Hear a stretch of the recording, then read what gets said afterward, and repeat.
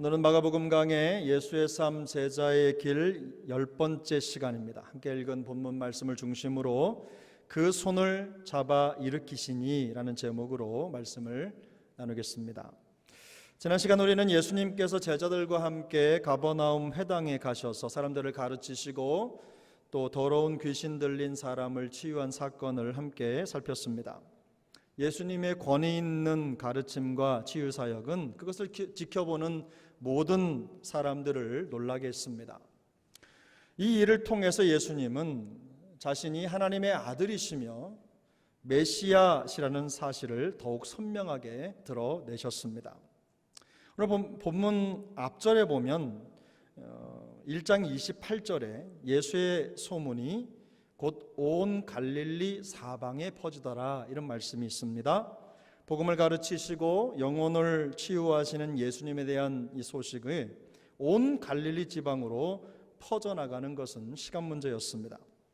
사람들의 입소문 말고는 별다른 대중매체가 없었던 시대였지만 예수님에 대한 소문은 사람과 사람을 건너 온 갈릴리 지역에 순식간에 퍼져나갔습니다. 짧은 시간이지만 예수님은 그 가르침과 치유 사역을 통해서 이 땅에 실현되고 있는 하나님의 나라를 보여주셨습니다. 때가 찼고 하나님의 나라가 가까웠다라는 이 예수님의 말씀이 우리의 현실 속에서 실제로 그리고 구체적으로 드러나기 시작한 것입니다. 하나님의 나라 복음을 선포하시고 더러운 귀신 들린 사람을 치유하시는 이 복음의 능력은 회당에서 예배드리다가 어쩌다가 우연히 경험할 수 있는 그런 사건이 아닙니다. 복음이 전해지는 곳이면 어디든 경험할 수 있는 하나님의 나라 현상입니다. 앞으로 회당 안에서뿐만 아니라 온 세상에 나타날 이 하나님의 나라의 표징을 보여주신 것입니다.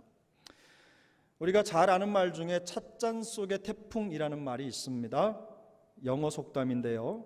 이 찻잔 속에 있는 커피를 이렇게 저으면 이 찻잔 속에서는 태풍의 눈처럼 거센 소용돌이가 일어납니다. 하지만 주변에 미치는 영향력이나 파급은 거의 없다는 것을 일컫는 표현이죠. 한마디로 말하면 별것 아닌 일을 가리키는 표현입니다. 뭔가 대단할 것처럼 보이는데 알고 보니 별것 아니었다는 거죠. 하지만 복음의 능력은 결코 찻잔 속의 태풍이 아닙니다. 복음의 능력은 교회 안에서나 볼 수 있는 그런 것이 아닙니다. 가능한 한 더 많은 사람이 그 능력을 통해서 하나님의 나라를 경험하고 믿음의 일상을 회복하게 하는 성령의 역사입니다. 오늘 본문은 지난 주간에 다루었던 본문과 함께 예수님과 제자들이 지낸 하루 동안의 사역 여정을 매우 사실적으로 묘사하고 있어요. 성경이 보여주는 예수님과 제자들의 사역 여정은 오늘날 우리가 누리는 복음의 기쁨과 능력이 찻잔 속의 태풍이 되어 교회 안에만 머물러 있을 수 없다는 것을 단적으로 보여주는 사건입니다. 오늘 본문이 우리에게 주는 첫 번째 교훈은 교회 바깥 세상에서도 여전히 복음의 능력이 필요하다는 것입니다. 본문 29절을 함께 읽겠습니다. 회당에서 나와 곧 야고보와 요한과 함께 시몬과 안드레의 집에 들어가시니. 성경은 예수님께서 회당에서 나오셨다고 말씀합니다. 복음이신 예수님께서 세상을 향해 나아가신 것입니다. 예수님은 회당에서 귀신 들린 사람들을 치유하신 후에 제자들과 함께 회당에서 나와 시몬 베드로의 집으로 가셨습니다. 그곳에는 베드로의 장모가 열병에 걸려 누워 있었습니다. 예수님을 보자 그곳에 있던 가족들은 열병에 걸려 누워 있는 베드로의 장모에 대해서 예수님께 말하기 시작했습니다. 함께 있던 가족 모두가 다 예수님께서 그 열병을 치유해 주실 것이라는 희망을 품고 있었을 것은 두말할 것도 없습니다. 모든 가족의 소망이었겠죠. 물론 예수님은 이 모든 상황을 이미 알고 계셨겠지만 열병에 걸려 앓아누운 여인을 위한 이 가족들의 간청을 조용히 듣고만 계십니다. 주님께서 모든 것을 아시고 해결하실 수도 있지만 그들이 간절한 마음을 가지고 주님께 간구하기를 원하시는 것입니다. 에스겔서 36장 37절은 이렇게 말씀합니다. 주 여호와께서 이같이 말씀하셨느니라. 그래도 이스라엘 족속이 이같이 자기들에게 이루어 주시기를 내게 구하여야 할지니라. 뭐라고 말씀합니까? 그래도 이스라엘 족속이 이같이 자기들에게 이루어 주시기를 내게 구하여야 할지니라.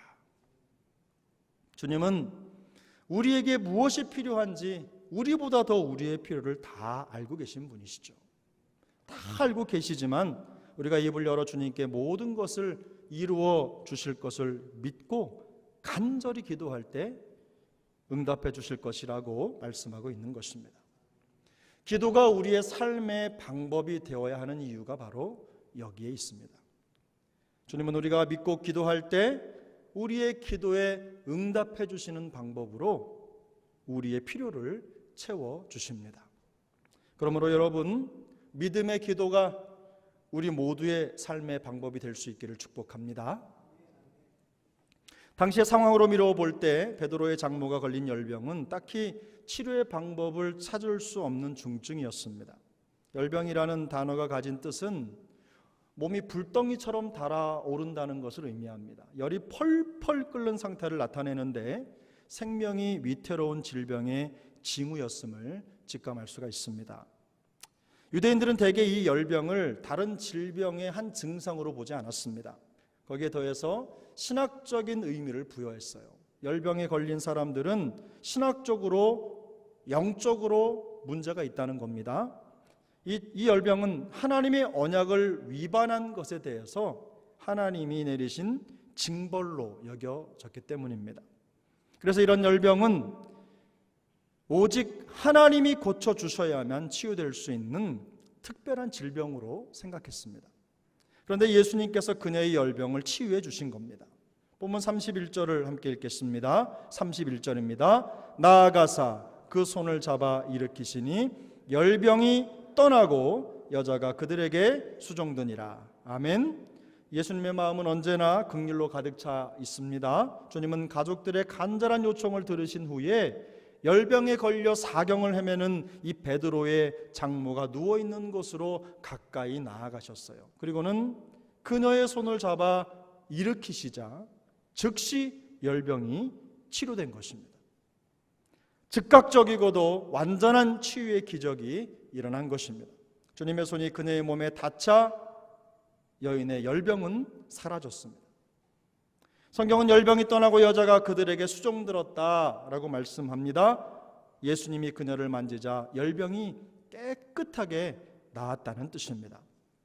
그 땅에서 일어났던 더러운 귀신을 쫓아내실 때와 다른 점이 있다면 귀신을 몰아내실 때는 말씀으로만 명령하셨고 병자가 아파 누워있는 상태를 치유하실 때는 그 병을 치유하실 때는 직접 환자를 찾아가셔서 만지셨다는 것입니다. 연약한 병자들을 찾아가 만지시는 것은 그 병약한 사람에 대한 지극한 사랑이 담긴 예수님의 사랑의 행동이었습니다. 서약해져가는 영혼을 만져 치유하신 예수님의 손은 모든 것을 새롭게 하시는 긍휼의 손길이었습니다. 이것이 바로 영적으로 보면 스킨십이에요. 영적인 스킨십. 여러분, 스킨십이라는 말 들어보셨죠? 스킨십이라는 말은 이렇게 피부가 맞닿는 것을 의미합니다. 단편적으로 악수를 하거나 살을 맞대는 것을 의미하지만 진심을 가지고 상대방을 터치하는 스킨십은요, 단순히 이 저속한 행동의 표현이 아닙니다. 습관적으로 손장난을 하는 버릇을 가진 분들이 있을 수도 있습니다. 하지만 여기서 말하는 스킨십은 그런 천박한 행동이 아닙니다. 더 깊은 의미에서 스킨십은 주위 사람들과 마음을 나누는 친근한 관계를 맺는 것이고 서로에 대한 깊은 관심을 표현하는 행동의 방식입니다. 얼마 전에 자살 방지를 위해 배포된 영상을 우연히 본 적이 있습니다. 그 영상의 핵심은 다름 아닌 관심이었습니다. 관심. 삶의 절망을 느끼고 스스로 목숨을 끊으려고 하는 충동을 느끼는 사람에게 가까이 다가가서 그냥 관심을 가지고 이렇게 말하는 거죠. 괜찮아? 별일 없지? 무슨 일 있어? 왜 그래? 이렇게 물어봐 주는 거예요. 간단하게 물어봐 주는 이 따뜻한 말 한마디가 삶의 비관에서 비롯된 자살 충동을 막을 수 있다는 내용의 영상이었습니다. 이것이 바로 쓰러져가는 사람의 손을 붙잡아주는 스킨십입니다. 관계적인 스킨십인 거죠. 진정한 마음이 깔린 스킨십은 굉장히 중요한 소통 방법입니다. 예수님은 그것을 가장 잘 사용하신 분이셨어요. 주님께서 그녀의 손을 붙잡아 주실 때 치료의 권능이 그 손을 통해 그녀에게 임했습니다. 그러면서 병든 몸이 그리고 마음이 치유되기 시작한 거죠. 놀랍게도 이런 스킨십의 원리는 우리가 맺는 관계 속에서도 동일하게 작용합니다. 우리 주위에서 상처 입은 심령을 알아보고 건네는 그 위로의 손길은 분명히 상처를 치유하는 능력이 있습니다. 마음이 나뉘고 깨어진 관계도 먼저 손을 내밀어 그 손을 잡아줄 때 관계는 회복될 것입니다. 별것 아닌 것 가지고 아무것도 아닌 일 가지고 소중한 관계에 금이 갈 뻔했다는 일에 가슴을 쓸어내는 일이 일어날 거예요.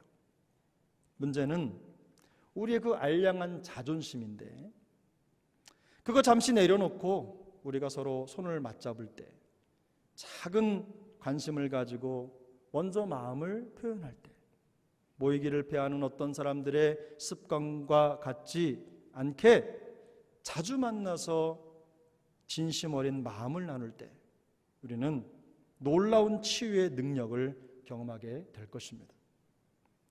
그만큼 사람의 마음과 마음이 맞닿는 진심 어린 이 스킨십은요, 참으로 신비한 치유의 힘이 있습니다. 교회뿐만이 아닙니다. 세상에는 영이신 하나님의 손길을 경험할 수 없는 사람들로 가득합니다. 마치 베드로의 장모가 열병에 걸려 죽은 듯이 누워 있었던 것처럼 복음을 듣지 못하고 만나지도 못한 채로 여전히 누군가의 격려와 도움을 기다리고 있는 사람들로 가득하다는 거죠. 이런 사람들에게 마음을 열고 손을 내밀어서 예수님의 복음을 전하는 것이 바로 영적인 스킨십입니다. 전도는 복음으로 불신자의 영혼을 만져주는 영혼의 스킨십인 거예요. 함께 교회를 다녀도 또 열심히 예배를 드리지만 오랜 시간 동안 하나님의 손길을 직접 느껴보지 못한 사람들이 교회 안에도 수없이 많습니다. 우리들 중에 있는지도 모르겠어요. 그런 그들에게도 역시 사랑과 위로의 손길이 필요합니다. 하지만 주님은 안타까운 일이 있다면 그런 일이 우리에게 없어야 되겠지만 세상에서 상처받고 교회를 찾아온 사람들이 교회에서 더 큰 상처를 받기도 한다는 거죠. 여러분, 그러나 주님은 우리가 바로 그런 사람들에게 다가가서 예수님의 치유하는 손이 되기를 원하십니다. 그들에게 다가가서 그들의 손을 잡아 일으켜 주기를 원하시는 것이죠. 당장 병석에서 일어나는 그런 치유의 기적이 일어나지는 않는다고 하더라도 그 작은 행동 하나에서부터 한 영혼의 치료가 시작되는 것입니다. 본문 31절에 일으키시니라는 말은요, 깨우다 혹은 부활하다라는 의미가 있는 단어입니다. 헬라 말이죠. 우리가 그리스도의 사랑과 긍휼을 품고 쇠약하고 연약한 영혼들에게 다가서서 그들의 손을 붙잡아서 일으킬 때 그 영혼이 깨어나는 기적이 일어날 것입니다. 죽은 것 같았던 영혼이 부활의 생명을 경험하는 놀라운 일들이 일어날 것입니다. 주님은 우리가 세상 속에서 주님의 손이 돼서 상처 입은 사람들을 치유하고 일으켜 세우는 복음의 능력을 나타내기를 원하십니다. 우리 세종안교회가 복음의 능력이 필요한 바깥 세상을 깨우는, 그리고 그들을 일으키는 예수님의 치유하는 손이 될 수 있기를 축복합니다. 오늘 본문이 주는 두 번째 교훈이 있습니다. 두 번째 교훈은 진정한 사랑의 실천자가 되기 위해서 종교적인 전통과 관습을 넘어서야 한다는 것입니다. 세상 속에서 우리가 예수님처럼 행하면서 살기 위해서는요, 큰 용기와 결단이 필요합니다. 왜 용기가 필요한지 본문 속에 나타난 이 예수님의 행동을 통해 알 수 있습니다. 예수님께서 베드로의 장모에게 나아가서 손을 잡아 일으키신 사건요, 그건 어떻게 보면 너무나 평범한 사건입니다. 누구나 누워있고 아파있는 사람들에게 가서 손을 얹고 기도하는 것은 우리도 다 경험하는 일들 아닙니까? 그런데 그 일을 통해서 권능이 나타났죠. 그녀의 열병이 떠나갔죠. 그러나 예수님의 입장에서 보면 예수님의 이런 행동은요, 결코 간단한 문제가 아니었습니다. 그 이유는 이 모든 일이 일어난 때가 언제입니까? 바로 안식일이기 때문입니다. 유대인들에게 있어서 안식일은 그야말로 율법을 지키는지 어기는지 가늠하는 절대적인 기준이었어요. 옛날에 우리가 아주 옛날에 저도 기억이 납니다마는 주일날에는 가게집에 가서 물건을 사는 게 죄로 생각되던 때가 있었어요. 그래서 우리 어른들은 전날 다 사놓고 밥도 지어놓고 그날은 지어진 밥만 먹었습니다. 아무것도 하지 않았어요. 예배만 드렸어요. 그런 때가 있었어요. 유대인들에게도 이 안식일 규례는요, 율법의 절대적인 기준이었습니다. 히브리 구전 율법서인 미시나에 보면 안식일에 해서는 안 되는 39가지 일들이 열거되어 있는데, 예를 들면 이런 것들입니다. 밭갈이 하는 거, 파종하는 거, 수확하는 거, 건물을 짓거나 부수는 거, 방직, 그러니까 천을 짜는 거죠. 방직하는 일, 바느질을 하는 거, 사냥을 하는 거, 도살하는 거, 망치질 하는 것, 요리하는 거, 빵 굽는 일을 하는 것, 글을 쓰는 일, 불을 켜거나 끄는 일, 이런 것들을 하면 안 됐습니다. 나중에 여기에 점차 더 많은 것들이 더해져서 율법을 확장시키려고 하는 경향이 점점 강해졌어요. 심지어는 안식일에는 많이 걸어갈 수도 없었는데요, 한 사람이 안식일 날 걸어갈 수 있는 거리는 2000규빗이었습니다. 2000규빗이라고 하면은 대략 1km쯤 됩니다. 그러니까 1km를 넘어서 걸어가면 그것은 안식일 규례를 어긴 것입니다. 죄를 짓는 거죠.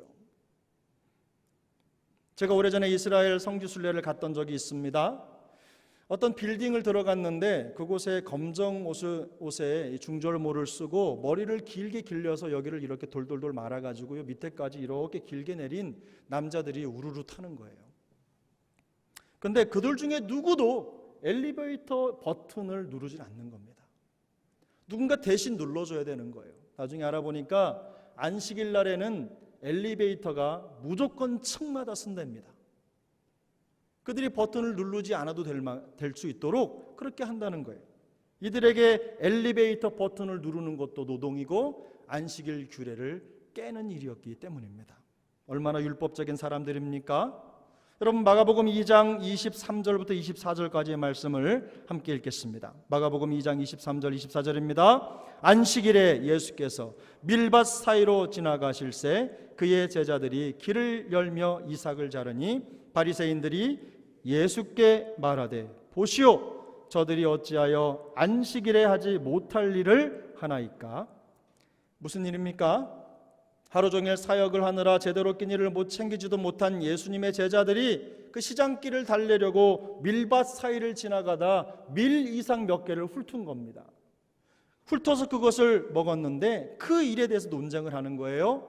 예수님과 제자들의 허물을 찾으려고 혈안이 돼 있었던 이 바리새인들이 그 일을 두고 예수님과 제자들이 안식일을 범했다고 율법을 어긴 죄를 청구하는 것입니다. 그들의 논리에 따르면 안식일에 누워있는 자에게 손을 펴서 그녀를 붙잡고 이렇게 세운 것은요, 큰 죄입니다.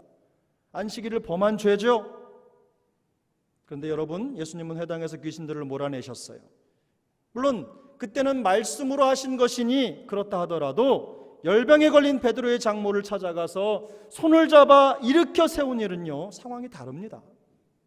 바리새인들의 관점에서는 분명히 안식일 규례를 어긴 행동이었습니다. 하지만 이 일을 행하신 예수님의 의도는 명확합니다. 쉽게 말해서 예수님은 생명을 살리는 일을 위해서 수백 년 넘게 이 장구한 시간을 거슬러 지켜왔던 유대인들의 종교적 전통과 관습에 정면으로 맞서고 계신 거예요. 이런 예수님의 행동은 유대인들의 종교적 전통과 관습이 성경이나 하나님의 뜻과는 전혀 상관없는 인습이라는 것을 뜻하는 것입니다. 예수님은 지금 안식일을 지키라고 안식일을 지키라는 하나님의 뜻을 어긴 게 아닙니다. 말씀과 아무런 상관없는 인습과 율법적 전통을 거부하는 것입니다. 하나님의 뜻을 가로막는 사람의 생각을 폐하는 것입니다. 여러분, 본문 32절부터 33절까지를 한 번 더 보겠습니다. 32절부터 33절입니다. 저물어 해질 때에 모든 병자와 귀신 들린 자를 예수께 데려오니 온 동네가 그 문 앞에 모였더라. 무슨 일입니까? 여러분, 무슨 일입니까? 여기 보면 저물어 해질 때라는 표현이 있습니다. 유대인들에게 이 표현은요 매우 중요합니다. 아주 중요한 시간 개념인데 유대인들은 저녁부터 다음날 저녁까지를 하루로 보기 때문에 유대인들의 이 안식일은요 금요일 저녁부터 토요일 저녁까지인 거예요. 그러니까 사람들이 예수님에 대한 소문을 듣고 베드로의 집에 몰려온 것은 안식일이 끝나는 시간이었다는 거예요. 사람들은 율법 전통을 범할 수가 없었기 때문에 안식일이 끝나기를 기다렸다가 각종 병자와 귀신 들린 자들을 데리고 예수님이 계신 집 앞으로, 그 문 앞으로 몰려든 것입니다. 결과적으로 예수님께서 베드로의 장모의 손을 잡아 일으키신 사건은 단순한 사건이 아닙니다. 잘못된 종교 전통이나 관습에 얽매인, 그래서 안식일의 참된 의미를 잃어버린 그 현장에서 안식일이 무엇인지 그 참된 뜻, 하나님의 의도를 회복시키려고 하는 의도적인 행동이었던 거예요. 예수님은 잘못된 인습이나 전통에 얽매이지 않고 한 영혼을 치유하고 회복시키시기 위해서 자신이 할 일을 하신 것입니다. 왜냐하면 그것이 진정한 하나님의 뜻이기 때문입니다. 이런 예수님의 행동은 이 땅에 세워진 그리스도의 몸된 교회가 무엇을 지키고 어떤 일에 가장 우선순위를 두어야 되는지를 선명하게 보여주는 거죠. 교회는 사람의 전통이나 인습을 앞세우는 인본적인 기관이 아닙니다. 교회는 하나님의 뜻을 앞세우고 그 뜻을 이루기 위해서 모든 것을 내어드리는 그리스도의 몸입니다. 교회의 목적은 예수님이 이 땅에 오신 목적과 같습니다. 요한복음 6장 38절은 말씀합니다. 내가 하늘에서 내려온 것은 내 뜻을 행하려 함이 아니요 나를 보내신 이의 뜻을 행하려 함이니라. 요한복음 10장 10절도 말씀합니다. 도둑이 오는 것은 도둑질하고 죽이고 멸망시키려는 것뿐이요 내가 온 것은 양으로 생명을 얻게 하고 더 풍성히 얻게 하려는 것이라. 예수님께서 이 땅에 오신 목적이 하나님의 뜻을 행하고 생명을 살리는 것이라면 그리스도의 몸된 교회가 이 땅에 존재하는 목적도 이와 같습니다. 신앙생활을 하면서 또 교회에서 오랜 시간 봉사를 하면서 사역을 하다 보니까 이 보이지 않는 벽에 부딪힐 때가 있습니다. 예수님의 뜻을 몰라서 그런 것이 아닙니다. 예수님의 뜻과 생명을 살리는 일과는 아무런 상관이 없는 이 교회의 전통과 관습에 발목이 잡혀서 더 이상 앞으로 나아갈 수 없을 때 벽을 만난 것 같다는 생각을 할 때가 있습니다. 성경에 말씀하는 것도 아닌데 그것을 말씀 앞에 두고 말씀보다 더 중요한 신앙의 원칙처럼 여기면서 이 잘못된 인습에 기름 막힐 때가 있다는 거죠. 어떻게 보면 사랑을 실천하고 말씀을 따라 사는 것이 어려운 것이 아닙니다. 이 전통이나 인습의 벽을 넘어서기도 전에 몸과 마음이 지쳐버리는 것이 문제입니다. 사명을 가진 마음에 상처가 나고 기진하여 의욕을 잃고 주저앉게 되는 것이 우리 모두를 힘들게 하고 교회를 힘들게 하는 것입니다. 복음을 들고 예수님의 사랑을 들고 세상으로 나가야 되겠는데 그러기도 전에 이미 교회를 사로잡고 있는 그 전통과 관습의 벽 앞에서 복음적 사명이라고 하는 본 게임은 제대로 뛰어보지도 못하고 힘이 다 빠져버리는 일이 심심치 않게 일어나는 것입니다. 그러나 사람의 인습이나 전통에 얽매이지 않고 사랑을 행하시는 이 예수님의 모습을 통해서 우리가 무엇을 지키고 또 무엇을 가장 우선순위에 둬야 될지를 깨닫는 은혜가 있기를 바랍니다. 전통을 무시하자는 얘기가 아닙니다. 하나님의 뜻보다 더 중요한 것은 없다는 말씀을 드리는 것입니다. 우리 세종안교회는 하나님의 뜻과 말씀 이외에 사람의 전통과 관습이 주인 노릇을 하면서 우리가 행해야 될 사명의 길을 막아서는 이 안타까운 일들이 없기를 예수님의 이름으로 축복합니다. 오늘 본문은 또한 우리 모두에게 너무나 중요한 제자도의 원리를 선명하게 보여줍니다. 이 제자도란 무엇입니까? 예수님을 주님으로 믿고 따르는 사람들의 삶과 신앙의 방법입니다. 본문 31절을 한 번 더 읽겠습니다. 31절입니다. 나아가사 그 손을 잡아 일으키시니 열병이 떠나고 여자가 그들에게 수종드니라. 아멘. 이 예수님의 긍휼을 입은 여자는요, 열병이 떠나자마자 예수님과 제자들을 극진히 수종들어서 섬겼습니다. 받은 은혜를 보답하는 것이 당연하다, 이 말씀을 드리는 게 아닙니다. 이 여인은 예수님의 관습을 뛰어넘는 사랑을 통해서 생명을 얻었습니다. 그녀를 치유한 것은 율법이나 종교 전통을 지키려는 열심이 아닙니다. 상한 갈대를 꺾지 않으시는 예수님의 그 지극한 사랑이 그녀의 열병을 치료한 것입니다. 예수님의 사랑이 열심히 그녀의 삶의 방향을 바꿔놓은 거예요. 예수님의 사랑을 경험한 여인은 곧바로 예수님에게 수종을 듭니다. 중요한 것은 그녀의 섬김도 안식일에 이루어지고 있다는 것입니다. 시간은 아직 안식일이 끝나지 않았습니다. 끝나기 전이에요. 안식일에는 불을 피울 수도 없고 밥을 지을 수도 없다는 것을 모를 턱이 없지만 그녀에게 더 이상 종교적 관습이나 인습이 중요하지 않았습니다. 그것보다 자기의 생명이시요 주인이 되신 예수님을 섬기는 것이 훨씬 더 중요했습니다. 이 일로 인해서 그녀는 자신이 메시아이신 예수님의 종이라고 하는 정확한 자기인식이 생긴 겁니다. 종은 뭐하는 존재입니까? 주인을 섬기는 존재죠. 그녀는 예수님이 자기의 손을 붙잡아 일으키시는 순간 거부할 수 없는 하나님의 권능을 체험했습니다. 그리고 율법의 전통과 관습을 어기는 것이 죄가 아니라 자신에게 은혜와 권능을 베풀어 주신 주님을 수종들어 섬기지 않는 것이 죄라는, 그것이 진짜 죄라는 그런 죄의식을 깨달은 거예요. 선교사들은 바로 이런 마음가짐을 가지고 복음을 거부하는 땅으로 가서 생명을 겁니다. 여러분, 언제 우리가 법을 지켜서 복음을 전했습니까? 지금으로부터 130년 전에 우리 땅에 복음이 들어올 때는 복음을 들고 왔던 선교사들이 법을 어긴 이유로 목이 잘려 죽었습니다. 그들이 떨어뜨린 복음 때문에 우리는 이렇게 지금 너무 좋은 환경에서 예배를 드리고 있는 거예요. 민족 종교가 갈아질 만큼, 바뀔 만큼 강력한 복음의 역사가 생명을 건 그 선교사들을 통해서 이 땅에 자리 잡게 된 것입니다. 그것이 사랑의 역사입니다. 그들이 언제 율법을 지키기 위해서, 그들이 언제 전통을 지키기 위해서 이 땅에 왔습니까? 오직 예수 그리스도의 복음 하나만 가지고 그 사랑을 전하기 위해서, 그것이 생명이라는 것을 알려주기 위해서 우리에게 온 것입니다. 여러분, 이것이 제자도입니다. 제자는 예수님을 주인으로 받아들이고 섬기는 사람들입니다.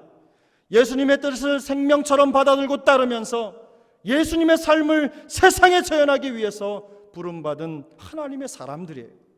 자기를 부인하고 자기 십자가를 지고 예수님을 따르는 사람들입니다. 우리는 이들을 그리스도인이라고 부릅니다. 여기서 예수님께 수종든다라는 것은요, 자신의 존재의 의미를 예수님에게서 찾는다는 뜻입니다. 이 수종든다라는 말은 헬라 말로 디아코네오라고 하는 말인데요, 이것을 번역한 거죠. 문자적으로는요, 격렬하게 움직일 때 먼지가 일어나는 모양을 그리고 있는 거예요. 무슨 뜻입니까? 섬김의 흔적만 있고 섬김의 실체는 드러나지 않는다는 뜻입니다. 바로 이 단어로부터 우리 교회의 집사라고 하는 말이 나왔어요. 그러니까 집사 직분이 갖고 있는 의미는 실체를 드러내지 않고 자기 자신을 드러내지 않고 섬기는 자라는 뜻이에요. 예수님의 제자라고 일컬어지는 우리에게 주어진 특권은 예수님의 뜻을 받들어 그 복음으로 세상을 섬기는 것입니다. 비포장 도로 위에서 뿌연 먼지를 일으키며 달리는 자동차처럼 섬김의 흔적은 있지만 뭔가 있는 것 같지만 그 실체는 보이지 않는 그런 종이 되어서 주님의 뜻을 섬기며 사는 것입니다. 사랑하는 여러분, 우리의 섬김을 통해서 보여져야 될 것이 무엇입니까? 오직 예수 그리스도인 줄로 믿습니다. 그분이 드러나면 우리는 없어도 괜찮습니다. 그것이 교회의 존재 목적이고 우리의 존재 목적이라는 거예요.